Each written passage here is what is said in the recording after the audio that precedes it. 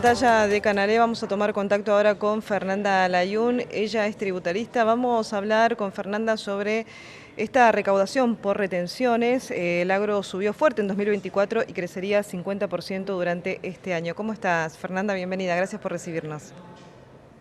¿Qué tal, Eliana? Buenas tardes. Bien. Bueno, ¿cómo estás viendo los números del agro?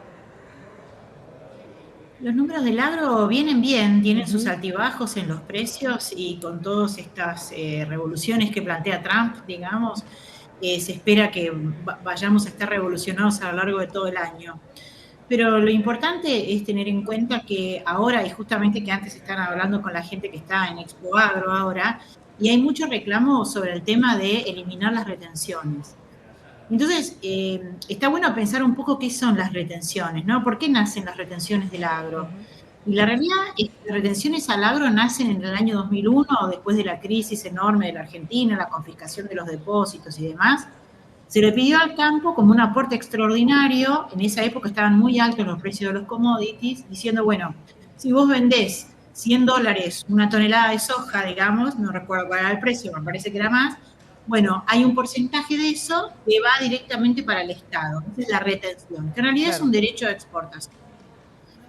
Y bueno, empezó en el 2001 y como todas las cosas, igual que el débito bancario y todo lo demás, empezó y nunca se terminó. Ujú. Y entonces hoy tenemos al agro aportando casi un 5% de la recaudación en el global del año 2024. Y están reclamando decir, basta de esto, tenemos que tener derecho a cobrar todo nuestro precio, igual que lo tiene un industrial o cualquier otra actividad. Claro. Entonces, por supuesto es necesario y por supuesto es merecido y ha aportado un montón de dinero el agro en general a la economía argentina, pero como todo es una cuestión de cuentas, ¿no? Y si Ujú. alguien resigna el impuesto del agro, pues ese dinero tendrá que venir de otro lado. Claro. Entonces, me parece importante tener en cuenta que es el casi el 5% de la recaudación.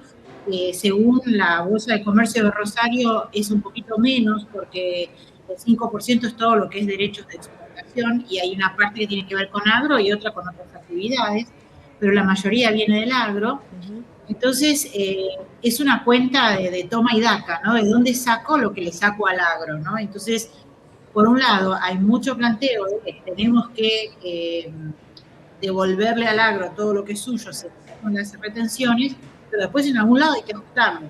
Claro. Entonces después están todos los que del otro lado dicen, bueno, pero no puede ser que el gobierno siga ajustando esto y lo otro. Bueno, una cosa va de la mano de la Claro, otra. como impuesto a las Eh, ganancias, ingresos brutos y todo lo que venimos, ¿no?, dialogando semana tras semana. Exactamente. Ajá. Siempre es el mismo tema, digamos, ¿no? Ujú. Porque la caja es única y se alimenta de todo esto. Entonces, lo importante es tener en cuenta que en el 2024 lo recaudado por las exportaciones, por el agro, es alrededor del 5% del total recaudado. Recaudación que el gobierno no puede resignar. Claro. Entonces, bueno, esos fondos tendrán que venir de algún otro lado. Probablemente, si el valor de los commodities aumenta, cosa que suele suceder en épocas turbulentas, porque como uno se agarra de las cosas fijas, entonces probablemente pueda bajarse un poco todavía más sin lesionar las cuentas nacionales. Ujú. Pero es un tema de equilibrio y nosotros sabemos bien que este gobierno, si hay algo que en lo que es único y uniforme en su discurso, es que va a defender a rajatabla el déficit cero y el equilibrio fiscal. Entonces, creo que no es un tema de voluntad, porque todos estamos de acuerdo en que el agro ya merece largamente que le saquen las retenciones o el derecho de exportación, pero es un tema de encontrar en qué momento va a aparecer la caja o cómo se va a compensar la baja del ingreso si sacan las retenciones al agro. Bien, y también hay que estar atentos, como mencionabas, ¿no?, el panorama internacional, todo lo que pueda llegar a pasar bueno, en el exterior, con estas políticas que se van reacomodando también, las negociaciones que está llevando adelante Estados Unidos, ¿no?, cómo esto también puede Sí. impactar en Argentina.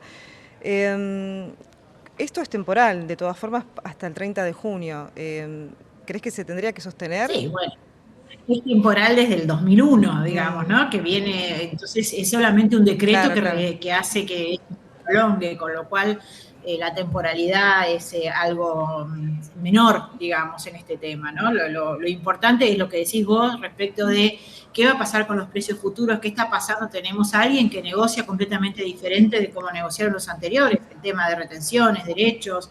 Entonces, todas las cosas que pasan en Estados Unidos, con México, con Canadá y demás, a nosotros nos terminan implicando, porque todas esas cosas repercuten en los servicios, en los precios de los commodities, y si bien Argentina en algunas cosas es fijador de precios, con el transcurso del tiempo, Brasil, por ejemplo, nos ha sacado muchísima ventaja en términos de volúmenes de producción.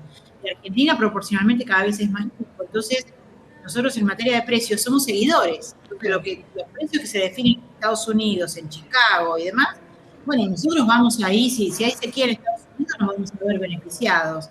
Si Trump empieza a poner porcentajes altísimos y los países que le venden cereales se pelean con ellos, bueno, también nosotros nos vamos a ver beneficiados. Estamos lamentablemente dependiendo de factores sobre los cuales nosotros no tenemos ninguna incidencia, igual que con el clima, digamos, no Claro, podemos bueno, influir en el clima y tampoco. sí, tal cual, ahí está el otro punto, ¿no? Justamente el clima, que no podemos saber qué va a pasar. Fer, en este Exacto. cambio que se hicieron en las bajas de retenciones de forma temporal, también se mencionaba que hay cambios para el productor en cuanto a las presentaciones de declaraciones juradas. ¿Eso complicó también la forma de presentación, que lo tienen que hacer de forma anticipada? No. La verdad que los productores siempre estuvieron tan complicados con las Claro. presentaciones que hay que hacer, que no veo que esto haya sido algo especial. De hecho, los últimos años del gobierno anterior fueron mucho más complicados para los productores porque siempre se exigían presentaciones adelantadas y con esta preanuncio ya reconocido de que siempre la devaluación era constante y no se sabía, y con semejante brecha que uno no sabía en qué momentos iba a existir el gran salto, se vivieron momentos mucho peores.